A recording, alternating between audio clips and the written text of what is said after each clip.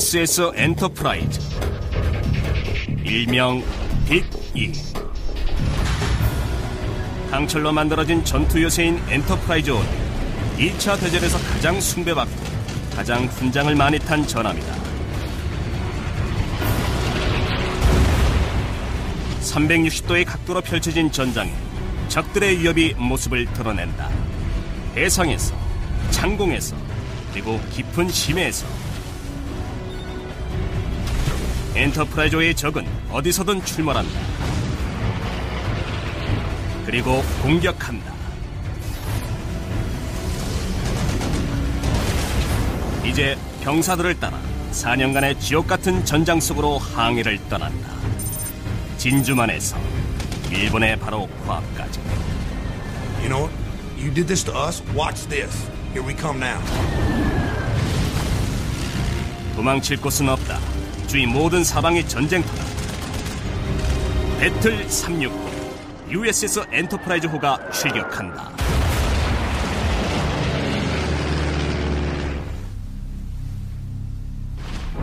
(1942년 2월 1일) 중태평양.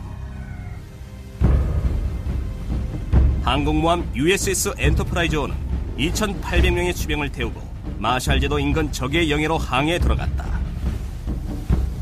공해상에서의 전쟁이 거의 2달째에 접어들고 있었고 배 전체엔 긴장감이 돌았다. 오후 1시 40분 항공모함의 이물 우연에서 약 3km 떨어진 지점. 일본의 쌍발 엔진 폭격기 5대가 구름을 헤치고 낮은 활공으로 엔터프라이즈를 향해 돌진해왔다. 미츠비시 G4M, 연합군 암호명은 베티였다. 엔터프라이즈의 대공포가 포연을 터뜨리며 침입자들을 맞이했다. 함포가 쉴 새 없이 반격을 해댔지만 일본군의 베티는 60kg의 고폭탄을 엔터프라이즈와 갑판에 쏟아붓겠다는 의지를 굽히지 않았다. 단 한 발만 적중돼도 이 해상의 비행기지는 종말을 맞게 된다. 폭격기들이 폭탄 투하실을 열고 폭격을 시작했다. 폭탄은 모두 빗나갔다. 하지만 한 발이 항모 바로 옆에 떨어졌고 그 유탄이 엔터프라이즈호 갑판 위로 비처럼 쏟아지며 수병 한 명의 치명상을 입혔다. 폭탄을 전부 쏟아붓고 난 적기는 기술을 돌려 회항했다. 그러나 한 대는 예외였다. 대공포에 맞아 좌측 날개에 치명상을 입었지만 이 마지막 폭격기는 180도로 좌선해 항공모함을 향해 돌진해왔다. He knew it was lost. And he was going down, so he was going to take some of us with him. 엔터프라이즈의 함장인 조지 머리는 즉시 회피를 지시했다. 우연으로 급선해 항모가 폭격기 공격을 피해 우측으로 회전하는 동안 적기는 바로 60여 미터 상공까지 하강해 돌진했다. All of our guns that could were firing at it, but it was coming on. It kept coming and coming. 항공기관 하사관인 브루노 피터 가이도는 재앙이 다가오는 걸 보고 곧바로 행동에 나섰다. This sailor actually ran across the flight deck, jumped into a parked airplane, got on one of the machine guns from the plane. And he took the guns up like this and he started shooting at them like this. 항모가 우측으로 비스듬히 움직이자 자살 폭격기는 최대한 파괴를 일으킬 수 있는 방법으로 비행을 전환했다. 우측으로 급선회한 다음 충돌 경로로 날아든 것이다.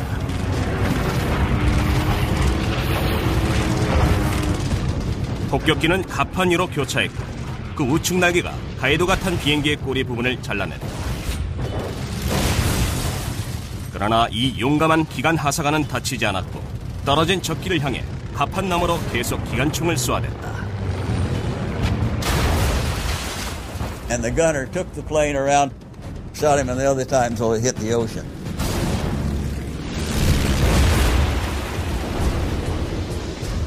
동료들 눈에 가이도가 모두의 목숨을 구한 것처럼 보였다.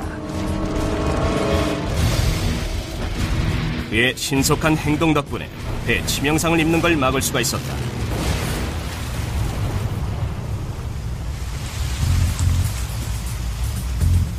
항공전단의 지휘관이었던 윌리엄 F. 홀시 소장은 엔터프라이즈 함교에서 이 특별한 충격을 쭉 지켜보았다.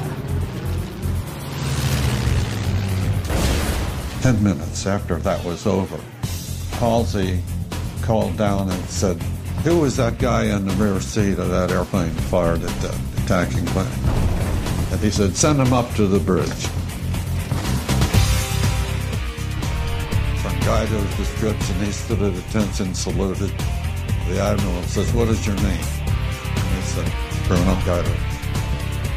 "What rate are you, Bruno?" "Aviation machinist mate 3rd class." He said, "Bruno, you are now aviation machinist mate 1st class."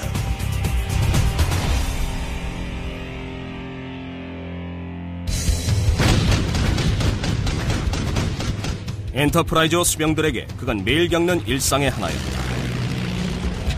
역사상 가장 숭앙받는 이 항공모함은 이런 위기 상황을 앞으로 4년 동안 경험하게 된다.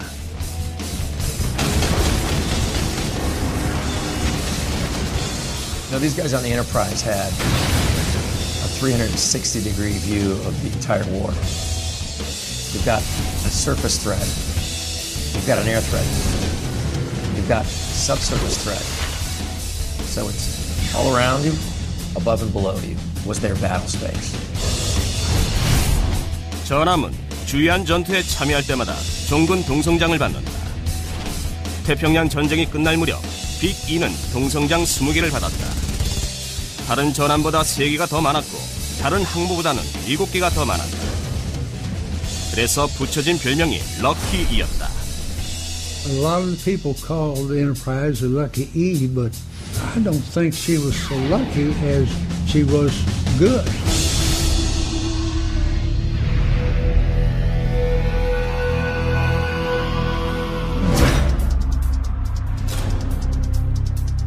엔터프라이즈의 이야기는 그 6년 전에 시작된다. 1936년 진수된 USS 엔터프라이즈의 영 숫자 명칭은 CV6였다. 이 새로운 유형의 항공모함은 당대에는 초대형 항공모함인 요크타운급이었다. 선체가 매끄러운 중급 중량 선박으로 폭이 32m였으며 약 243m에 이르는 전장으로 비행가판이 가로지르고 있었다. 가판은 워싱턴주의 목재로 선체는 펜실베니아 철강으로 만들어졌다. 만제시의 배수량이 25,000톤에 달했고 최대 19,200km의 항속거리를 최고속도 32.5노트로 항해할 수 있었다. 무기는 59경 기관총 24정, 1.1인치 4중 암포, 그리고 최대 16km 밖에 있는 항공이나 해상의 표적을 맞출 수 있는 5인치 함포 8문이 탑재돼 있었다. 빅-E의 중량은 함대에 있던 옛 항모보다 16,000톤 이상이 가벼웠지만 같은 수의 전투기를 실을 수가 있었다. 연료 효율도 더욱 높고 더욱 민첩했고 더욱 치명적이었다. The Enterprise had a spirit about it, indomitability. No other ship was going to compare with it. 엔터프라이저는 96대의 비행기를 실을 수가 있었다. It is an armed airport. You have all of those workshops and areas underneath the flight deck, called the hangar deck, where they service the planes and where the planes are usually stowed. There are 3 elevators, and that's how those planes are brought up to the flight deck or taken below. 항공모함은 TBD 디베스테이터 내격기 1개 대대가 정박할 수 있는 해상기지였다.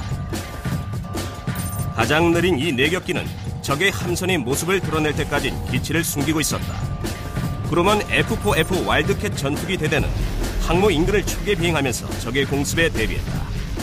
그리고 SBD 돈틀리스 정찰 폭격기 2개 대대가 적이 출현할 수 있는 사방 모든 구역 320제곱미터를 정기적으로 정찰했다. 만약 적이 있다면 최고 속도가 시속 400km인 2인승 SBD 폭격기가 공중전을 벌이게 된다. SBD는 기수에 59경 기관총 2정이 고정됐고 후방에 자유회전식 39형 쌍발 기관총이 있었다. 또한 적 함선의 타격을 가할 수 있는 545kg의 폭탄도 탑재했다. 이런 군용기들을 갖춘 엔터프라이즈호는 일본과의 전투 준비가 잘 되어 있었다. 그러나 B2의 조종사들은 누구 하나 발포해 본 적이 없었다. 그럼 태양의 제국이 기습 공격을 감행하면 그들은 어떻게 대응할 것인가?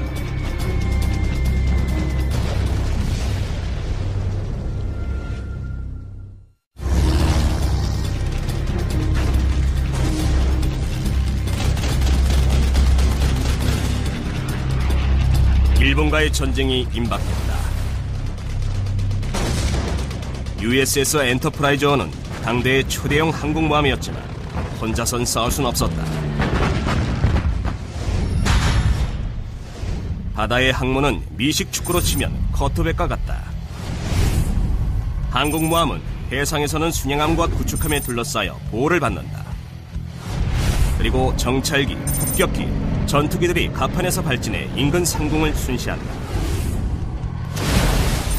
그리고 때론 해저의 잠수함까지 초병의 역할을 하기도 한다.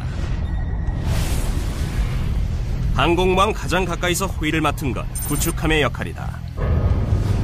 구축함은 비교적 작은 전함으로 대수량 2200톤이 가장 일반적이다. 전장은 120여 미터, 폭은 약 12미터다. 엔터프라이즈와 마찬가지로 구축함의 가장 큰 함포는 이중목적 5인치포다. 이 함포는 해상이나 대공 표적을 향해 5인치짜리 포탄을 날릴 수 있었다.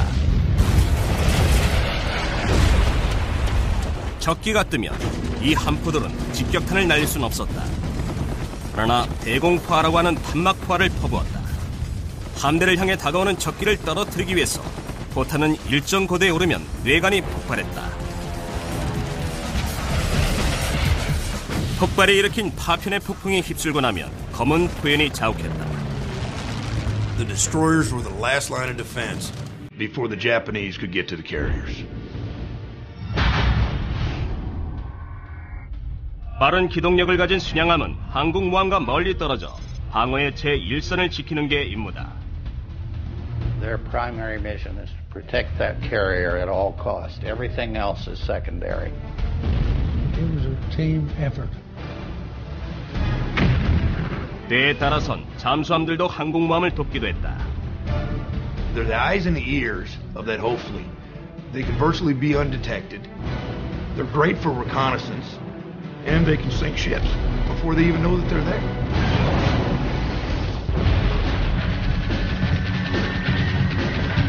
그러나 엔터프라이즈호가 기동부대의 심장이었다.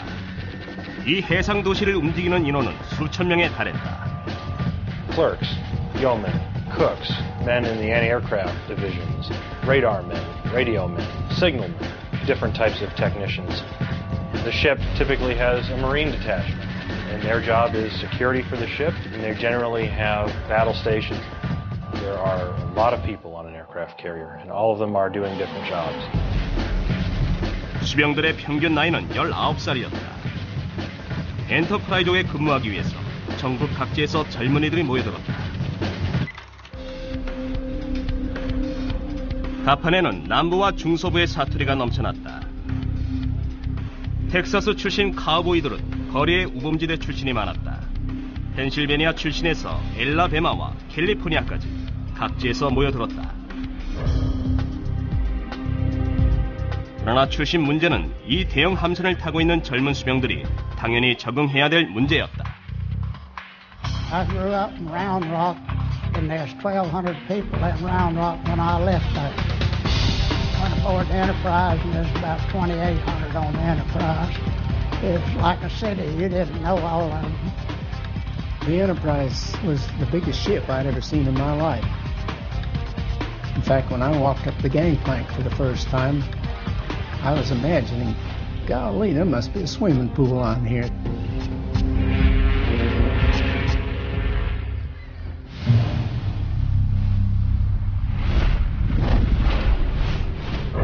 (1941년) 엔터프라이즈호의 승무원들은 검증 안 된 수병과 해병에 지나지 않았다. 전투가 고조될 때 그들이 어떻게 대응할지는 누구도 알 수 없었다. Being afraid carries a lot of baggage with it. I was never so afraid that I wasn't able to carry out all my responsibilities 100%, because I, like everybody else aboard that ship, was determined we were not ever going to let our shipmates down. I think that one thing there kept us on the job regardless of what the circumstances were.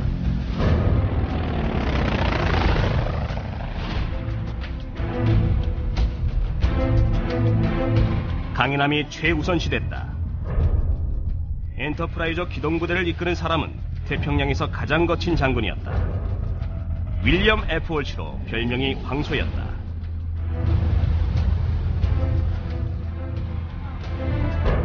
월시는 두려움을 모르고 엄격했다. 그를 한마디로 정의하면 싸움닭이었다. Bull Halsey was a man of great personal will, a firm commander, a man that wanted to be in the middle of the action, in the thick of the combat. He was a fighting animal. I have seen him many times on the bridge when we were under dive-bombing attacks, shaking his fist and cussing those Japanese dive bombers, and he was out there. He'd have a helmet on, but that was about all. 병사들은 그를 보자마자 존경했다. 그 향후 몇 달 동안 그들은 그를 사랑하게 된다.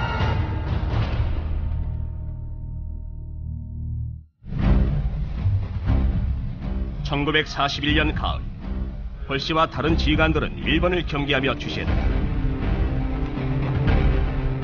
일본 군들은 최근 몇 년간 계속 위협적인 움직임을 보였다. 중국을 침공하고 독일, 이탈리아와 연합해 악의 축을 형성했다. 태양의 제국은 자신들의 영역을 아시아 밖으로 넓히고 싶어 했다.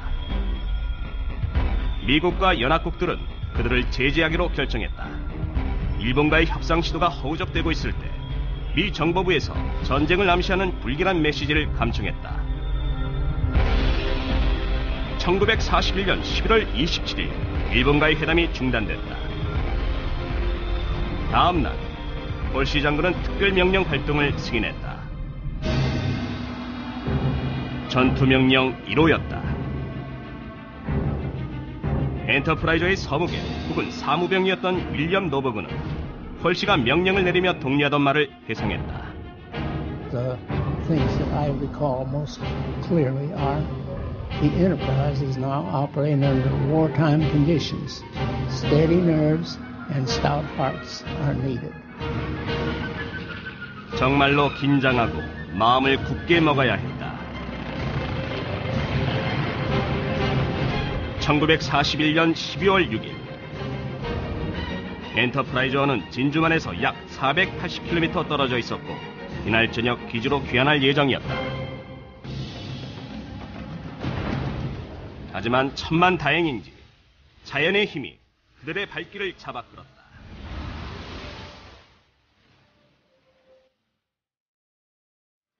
We ran into a terrific storm. And we fairly well weathered that in the pretty good-sized ship that we had. But our little tin can destroyers were bouncing about like baubles on the water. They used up so much of their fuel that we had to slow down and stop and refuel them. 이런 운명의 뒤틀림으로 인해 엔터프라이저와 그 기동부대는 진주만에 불어닥친 끔찍한 불행을 피할 수가 있었다. 폭풍에도 불구하고 엔터프라이저는 12월 7일 아침 18대의 정찰 폭격기들을 내보내 정기적인 정찰 비행을 실시했다. 그러나 이날 아침은 단순한 정찰에 끝나지 않는다. 동쪽 320km 지점 353대의 일본기들이 몰려들고 있었다.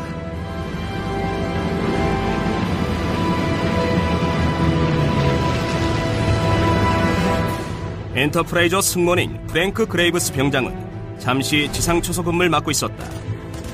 진주만어기의 기관총 학교에서 교육받던 중이었던 그는 역사가 벌어지는 현장의 한가운데에 서게 된다.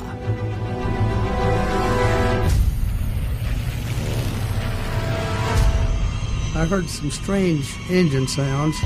I looked up and right above the algaroba trees, probably not more than 75 feet in the air, were large Japanese three-seater torpedo bombers with a torpedo hanging on, single file, one behind the other.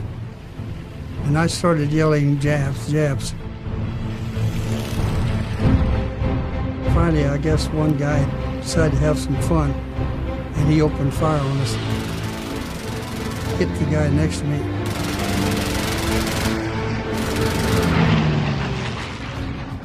엔터프라이저가 이 전투에 끼어들진 않았지만 적들은 진주만에서 자신들의 화력이 어느 정도인지 예고편을 보여준다. 일본의 공습부대는 제로 전투기를 비롯해 미군이 일명 케이트라고 부르는 B-5N2 내격기가 포함되어 있었다. 케이트는 최고속도 시속 376km로 3인승이었으며 고공폭격기 역할도 가능했다. 그러나 태평양 전쟁에서 어떤 연합군 전함도 침몰시킬 수 있는 가장 치명적인 비행기는 D3A1 극강화 폭격기로 별칭은 발이었다. 2인승으로 최대 속도가 시속 384km인 발은 250kg 폭탄 1개와 60kg 폭탄 2개를 탑재할 수 있었다. We could see the dive bombers working over Pearl Harbor.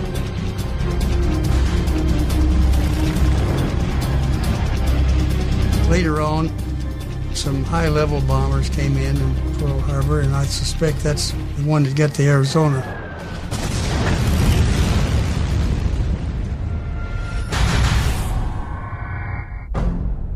진주만 소식은 160km 밖에 있던 엔터프라이즈호에도 전달됐다. Something came over the radio. Pearl Harbor under attack. This is no drill. 이 소식이 전달될 당시 폴시 장군은 아침 식사를 끝내고 두 번째 커피를 마시던 참이었다. 폴시와 그의 주위에 있던 참모들 그리고 승무원 전원은 감전된 듯한 충격을 받았다. We were pretty much aghast. It just seemed surreal that we could actually be at war right that minute after we'd been at peace just a minute or so before.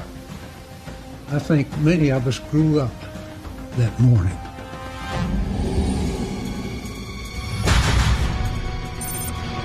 수평선 너머 동쪽에서 엔터프라이즈호의 제6 정찰 비행대대가 진주만 인근에서 정찰을 벌이다 뭔가가 크게 잘못됐다는 것을 알아차렸다. We could see the smoke billowing up from the island. And I said to the pilot, "What the hell is the Army doing holding maneuvers on a Sunday for?"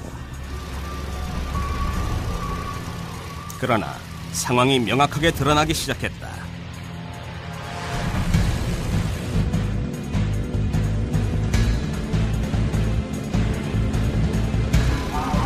정찰대대의 무전기에 조종사 한 명이 보내는 긴급 신호가 잡혔다. There was Clarence Dickinson. Now he had this squeaky little voice that you couldn't miss him.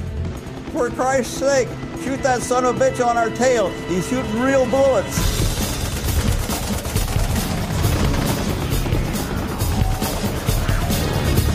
디킨슨이 진주만의 교전 지역으로 날아들자 다수의 제로 전투기들이 그에게 달려들었다.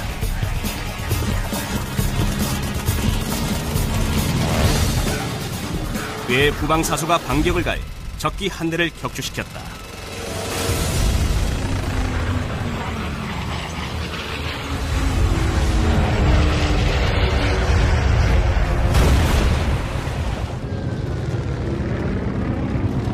그러나 결국엔 디킨슨의 비행기도 적의 총알 세례를 피하진 못했다.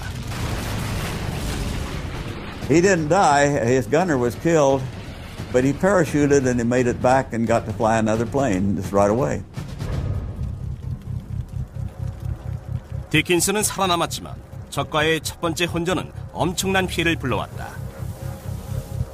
그날 아침 발진한 엔터프라이즈호의 18대 중 6대가 격추됐다. 승무원 가운데 11명, 첫 번째 전투가 마지막 전투가 되었다.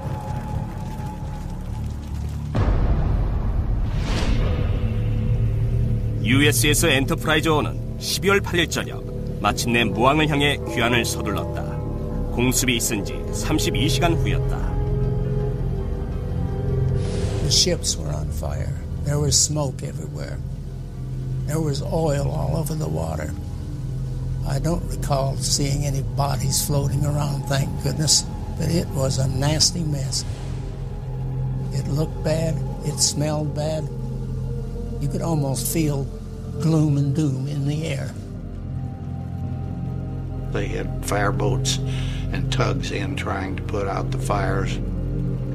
The surface of Pearl Harbor was about maybe 3-4 inches deep with fuel oil.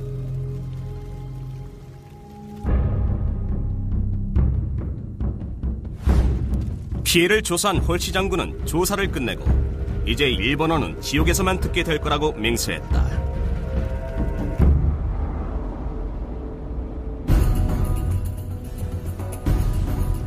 홀시는 빨리 출항 준비를 할 수 있도록 선상의 장교와 사병들에게 급유와 식량 보급을 도우라고 지시했다. 보통 24시간 작업해도 하루가 걸리는 일이었다. 그러나 이날 단 7시간 만에 작업을 끝마쳤다. For the USS Enterprise to roll into Pearl Harbor, see all that carnage, for them to do what they need to do, within 7 hours turn right back around and get back out to sea, most people would think that would be pretty amazing. I just think that it just shows the American spirit. That, you know what, okay, you did this to us, watch this. Here we come now. 일본의 진주만 기습을 받은 미 태평양 함대는 큰 손실을 입었다. 순양함 4척, 구축함 5척, 보조함 4척이 손상되거나 파괴되었다. 전함은 8척 중 1척도 온전하지 못했다. 4척은 침몰되고 나머지는 심각한 타격을 받았다. 그러나 정박해 있던 항공모함 7척은 피해를 입지 않았다. 일본은 결정적인 실수를 한 것이다. 그걸 곧 깨닫게 된다. 이때부터 엔터프라이즈와 동료 항모들은 일본군의 표적 목록 제1순위에 놓인다. Of course, the Japanese wanted them carriers. Because, first of all, they're taking out one of our ships, then they're taking out airplanes, and they're taking out personnel all at the same time. So they're like killing 3 birds with 1 stone. They believe if they could have knocked out all of our carriers, that they could win this war hands down. We knew that we were an awful big target. 화요일 아침, 엔터프라이즈호는 진주만을 출항해 낯선 세계로 들어갔다. 죽음의 위협이 수평선 너머에 움츠리고 있었다.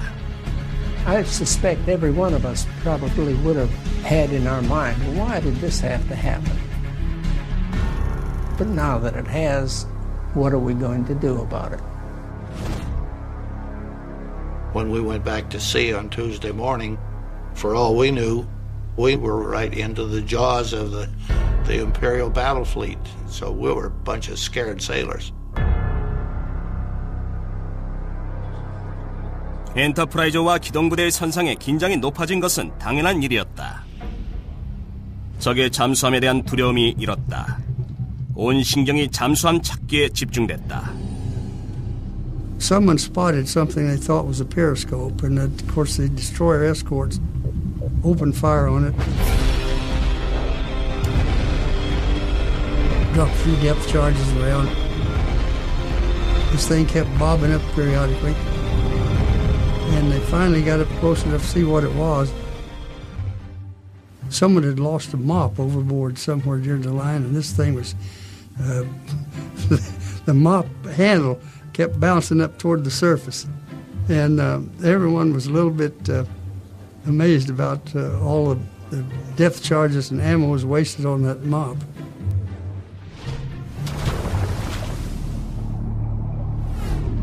하지만 하와이 인근 심해에는 진짜 위협이 숨어 있었다.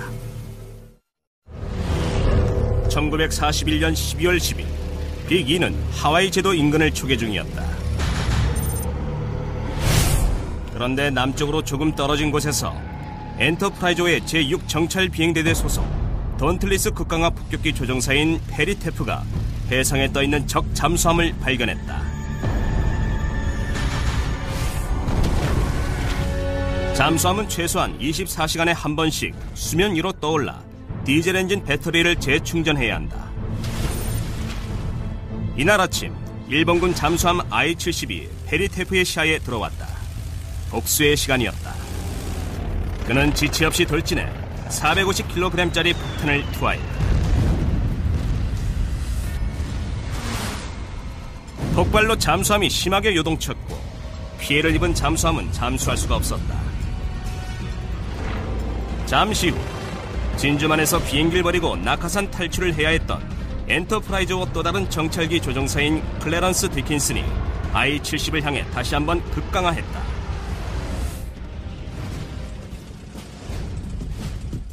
이 차 대전의 극강화 폭격기 조종사들은 강심장들이었다. 던틀리스 조종사들은 시속 440km로 수직 비행을 감행하면서도 캐노피를 열어놓았다. 그래야 요격됐을 때 신속히 탈출할 수가 있었다. 적을 좀 더 확실히 놀래주기 위해 그들은 깎아 지르는 듯한 70도, 75도의 수직 급강화를 감행했다. 70-degree dive angle on a World War II dive bomber. It's pretty dynamic. It's like your face is pointing at the ground. If I hold you up by your feet and give you just a little bit of push forward, that's 70 degrees. And we don't have to dive at 70-degree angles today because technology has allowed us to do much less dynamic dive angles. 디킨스는 잠수함을 향해 돌진해서 작업을 마무리했다.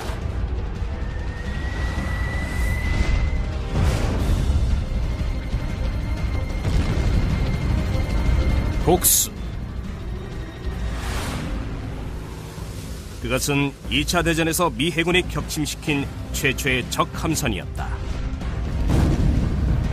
그리고 그 공적은 USS 엔터프라이즈의 몫이었다. For the USS Enterprise to get the first naval kill had to lift the spirits not only of just the ship's crew itself, but all of the American people. To show, you know what, we're not done. We're not even close to being done. 엔터프라이즈호는 1942년 1월 하순까지 하와이 근해에서 적의 임무를 계속했다. 열심히 수색했지만 하와이 인근에서 적의 비행기와 선박을 찾을 수가 없었다. 일본군 함대는 이미 먼 해상으로 물러나 있었다.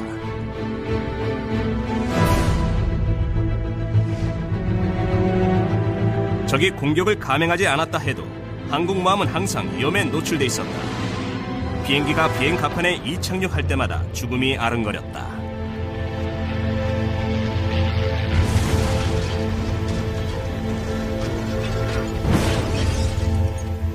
Landing on aircraft carrier is always a difficult maneuver. Eventually, with enough experience, you get to the point where you can actually enjoy day landings. Night landings are always not enjoyable. 항공모함이 추진한 첫날부터 대군은 여러 가지 항공 재난을 기록했다. 그래서 선상의 조종사들과 전 함대원들은 실수를 통해 잘못을 시정해갔다. 항모 나팔수인 제임스 바닐은 또한 뛰어난 촬영기사였다. 그의 업무 중 하나는 이 위험한 이착륙 과정을 필름에 담는 것이었다.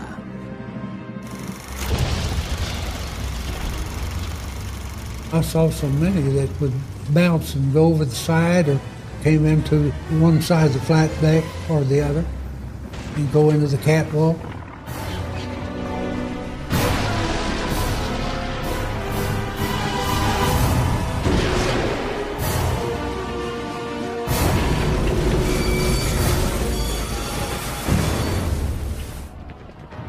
If they looked like they were in trouble, then we started the cameras rolling. If it looked like it was a good landing, we didn't bother.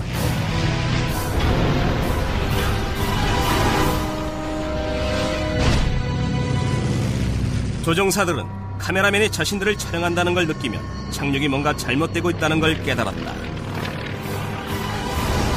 They would just be sitting up there like vultures waiting to snap pictures of another crash. Back in the day, the pilots would call that area the vulture's nest.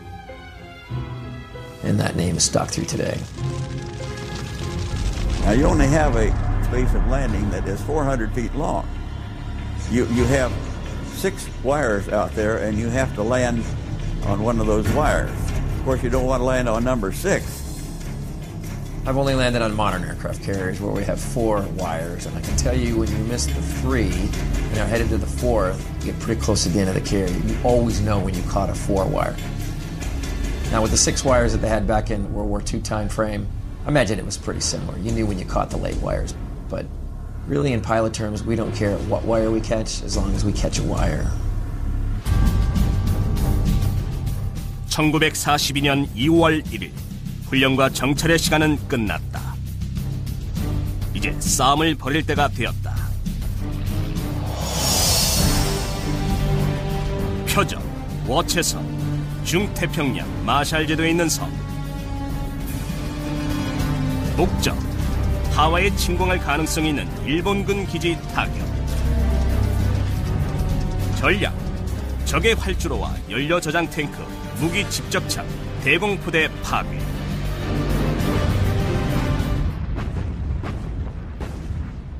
엔터프라이즈 기동부대의 순양함 USS 노샘튼이 공격을 개시했다. 노샘튼의 8인치 포에서 뿜어져 나간 118kg의 포탄이 8km를 날아가 섬의 표적에 떨어졌다.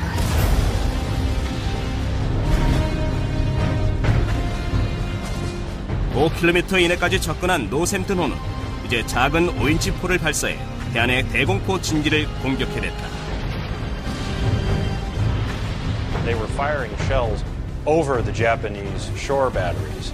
And instead of hitting the shore batteries with direct hits, the shells were exploding over the shore batteries and showering those positions with shrapnel. USS 노샘튼호는 전장 180m, 폭 20m, 그리고 배수량은 9,000톤이었다. 최고 속도는 32.5노트까지 낼 수 있었다. 9문의 8인치 함포와 4문의 5인치 라이플, 8정의 59경 기관총, 6기의 어뢰 발사관을 갖추고 막강한 화력을 과시했다. 워체섬은 이날 아침 이 위력을 경험했다. 워체 서쪽 160km 화잘렌 환초에선 적의 함선들이 모여 집중적인 감시를 하고 있었다. 노샘튼이 워체섬을 공략하는 동안 엔터프라이즈호는 SBD 폭격기들을 보내 화잘렌 계류장을 공습하게 했다. 더스티 클리스는 작은 화잘렌 섬의 전초기지를 향해 날아갔다.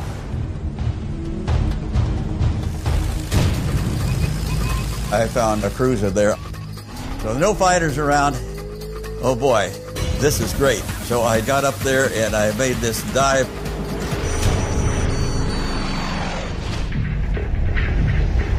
현대전에선 급강하란 용어가 낯설다. 1200m 밖에서 정확하게 표적에 유도되는 폭탄을 쓰는 요즘엔 그런 비행을 하지 않는다.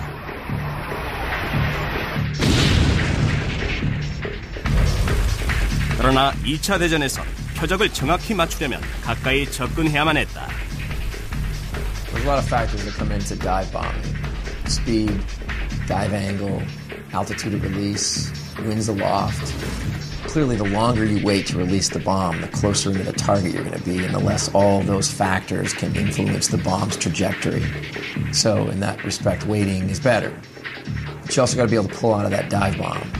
And you also want to release the munition so that when it explodes, you're not caught in the frag pattern. So, back then, typically released a bomb between 1,000 and 2,000 feet. Again, the longer you wait, the more accurate it's going to be.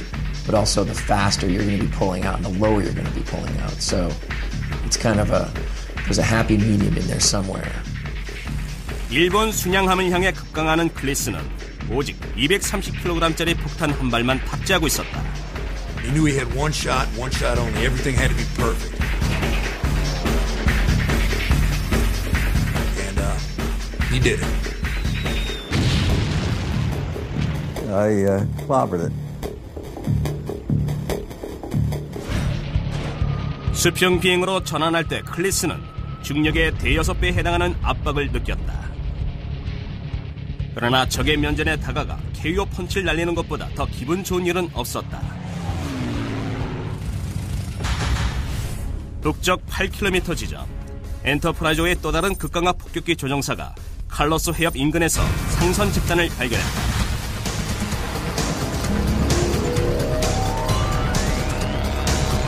그는 해협 어기를 향해 나아가는 유조선을 타이밍을 정확히 맞춰 타격했다.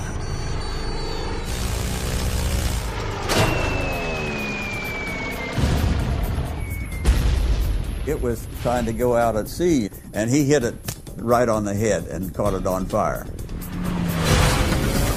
유조선은 마침 해협의 관문을 통과하려던 중이라 나머지 선박들의 통행을 완전히 차단시켜버렸다. Well, here were all these ships inside of the lagoon. Then the USS Enterprise launched 9 torpedo planes after it to go get those remaining ships that were caught inside that channel. Practically no anti-aircraft gun, and here these things couldn't move. Well, it was like shooting fish in the barrel. 엔터프라이저가 발진시킨 내격기들은 더글라스 TBD 디베스테이터였다. 이 낡아빠진 느림부 비행기는 머지않아 민첩한 비행기들로 대체된다. 최고 속도는 시속 331km였고 상승률은 분당 216m에 불과했다. TBD는 전투기든 대공포하든 적의 공격에 모두 취약했다.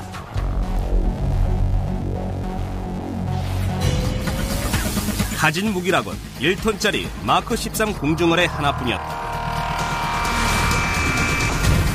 엔터프라이즈의 TBD는 화잘낸 환초 위로 날아가 국내를 투하했지만 단 한 발도 폭발하지 않았다.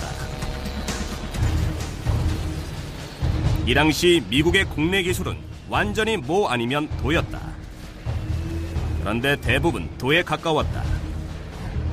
국내 10발 가운데 9발은 진로를 이탈하거나 아예 격발되지 않았다. 목숨을 걸고 비행에 나선 조종사들에겐 정말 황당한 일이었다. Launched their torpedoes, not one hit.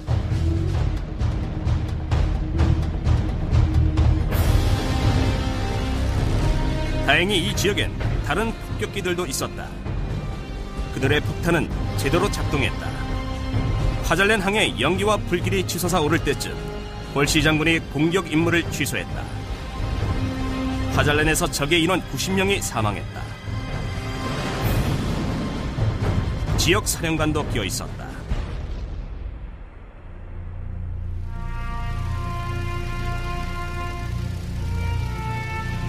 마샬 제도 공습은 대성공이었다. 엔터프라이저는 열렬한 환영을 받으며 진주만으로 개선했다. Standing out there and cheering. I remember nurses waving towels. I remember some of the army people holding their rifles up.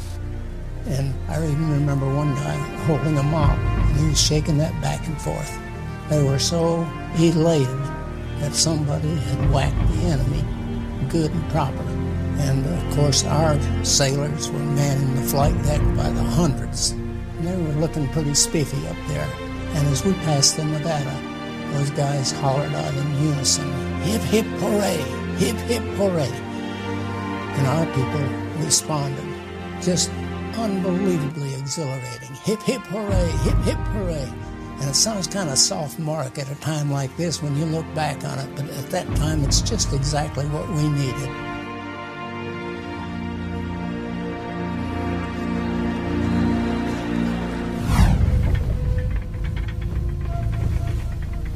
엔터프라이저의 수병들과 항공병들은 다시 한번 달콤한 복수를 하게 된다. 1942년 4월 중반 USS 엔터프라이저 갑판의 수병들은 날씨가 쌀쌀해지는 걸 느꼈다. 몇 주 동안 따뜻한 남쪽에서 작전을 펼쳤지만 이제 북쪽으로 올라가면서 포근하던 날씨가 바뀌었다. 사령관만이 북진하는 이유를 알았다. 엔터프라이저의 긴장감은 여전히 높았다.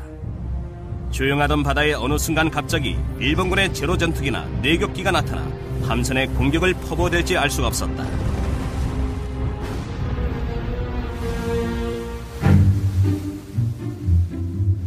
함교에서는 함장의 보좌관인 윌리엄 노버그가 밤샘 작업을 하고 있었다. I was working my shift on the bridge at night. And it was a 12 to 4 o'clock in the morning shift. And I was out on the port wing of the bridge. And out there it just so happened the general quarters buzzer is out there. And I kind of nodded off and my head was leaning back and it hit that buzzer. And the thing went off. And of course that means everybody jump out of your sacks, get your clothes on, and get to your battle stations. 항모에 있던 병사 모두가 전투 태세에 돌입했다. 침상에서 내려와 철모를 쓰고 자기 무기를 잡았다. 그러나 하늘은 평온했다. 이내 경보가 잘못 울렸다는 사실이 전해졌고 모두 돌아가면서 누가 경보를 울렸는지 궁금해했다. And I heard somebody say, I don't know who it was, but he had a pea coat on. And that was me. And I took off, and nobody caught me, thank goodness. Because, you know, sleeping on duty isn't the best thing you can do in time of war.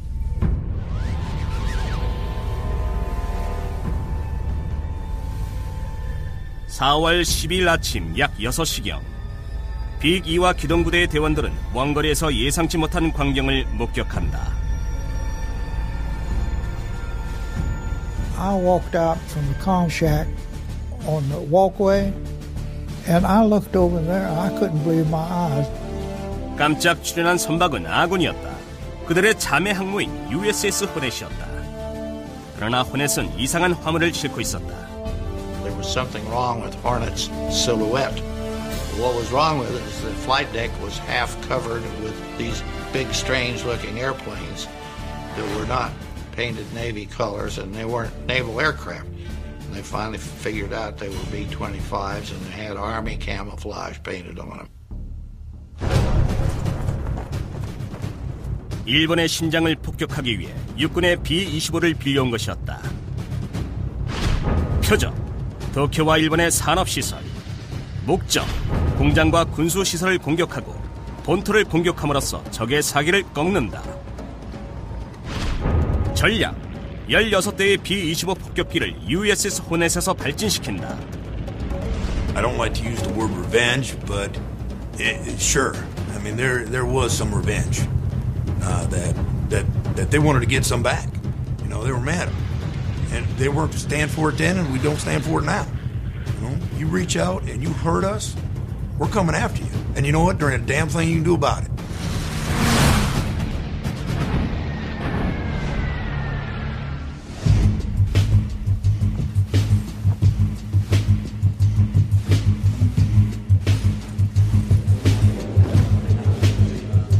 육군 항공대 중령 제임스 드리틀이 이 과감한 임무를 이끌기로 했다.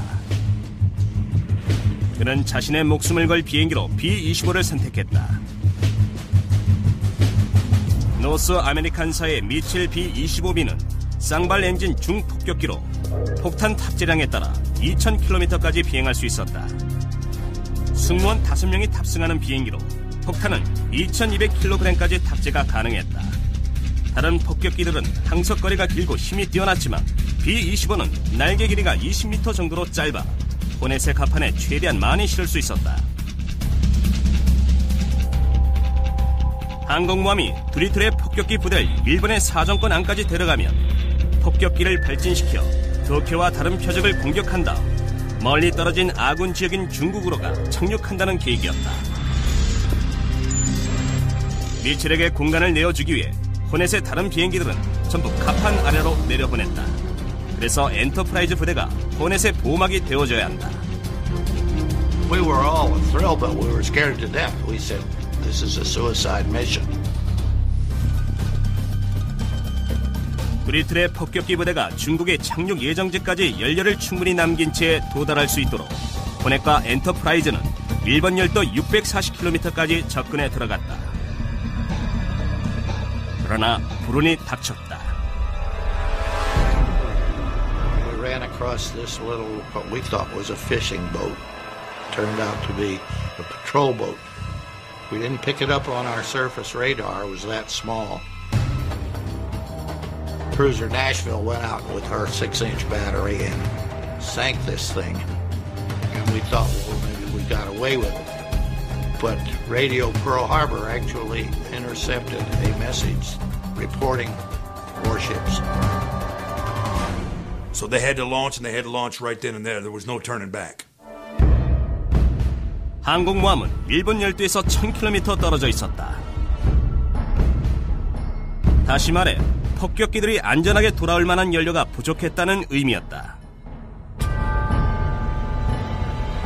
그러나 공격하기로 결정했다. 1942년 4월 18일 오전 8시 20분 춥고 축축하고 파도가 거센 날씨에 B-25B 폭격기들이 이륙 준비를 했다. High wind, high seas, carrier racing 30 knots, pitching and bucking like a bronco, about 25 knots headwind. Wind on the flight deck of the carrier is 55 knots. 그러나 조종사들은 날씨보다 더 걱정되는 게 있었다. 엔터프라이즈와 호넷 같은 항모는 이런 무거운 비행기를 발진시키기에 부적합했다. B-25가 항모에서 발진을 시도한 건 이번이 처음이었다. Now, that aircraft wasn't designed to be taken off in an aircraft carrier, so they really had to get as much wind over the deck as possible because wind over the deck translates to flying speed off the angle. 폭격기가 비행 가판에서 속도를 냈다.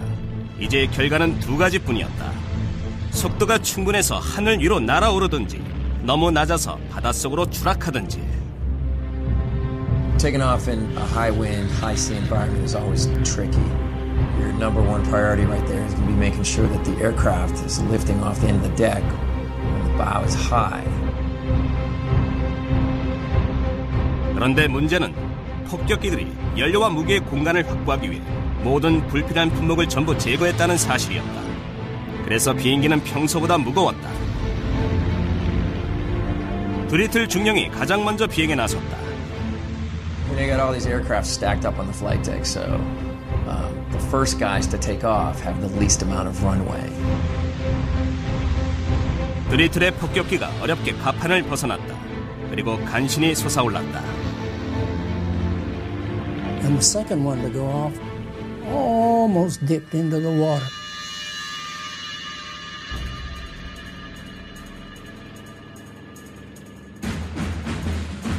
And if I recall, there was one more plane that almost went in the drink.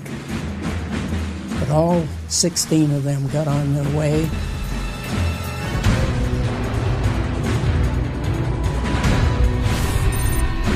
발진 4시간 만에 폭격기들은 표적에 도달했다. 적의 대공포에도 불구하고 폭격기들은 각각 900kg의 폭탄을 일본 열도의 심장에 투하했다.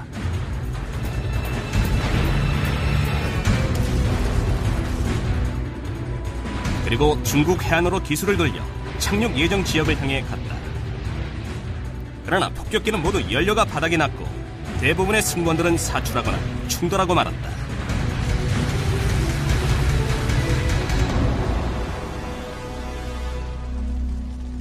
그 과정에서 3명이 사망하고 8명은 일본군에게 사로잡혔다. 일본에게 입힌 물리적 피해는 미미했다. 그러나 심리적인 충격은 태평양 전선의 양 진영에 커다란 반향을 일으켰다. It was definitely a morale booster, not only for our servicemen, but for our whole country. At a time of war, when the enemy is getting nailed at the heart of their homeland, it makes you feel like, you know what? You tried to stop us, ain't happening. We're coming after you. It showed the Japanese that they weren't invincible, that we could reach out and we could touch them.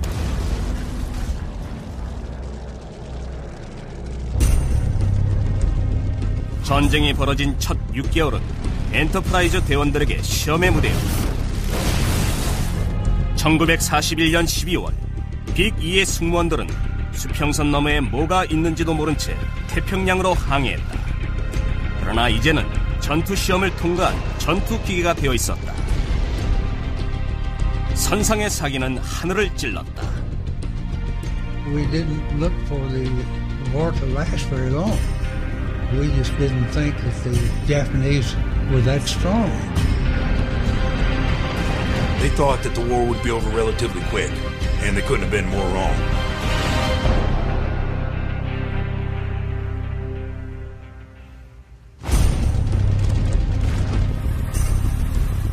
엔터프라이즈 기동부대의 조종사들과 사수들은 머지않아 적군과 다시 조우하게 됐다.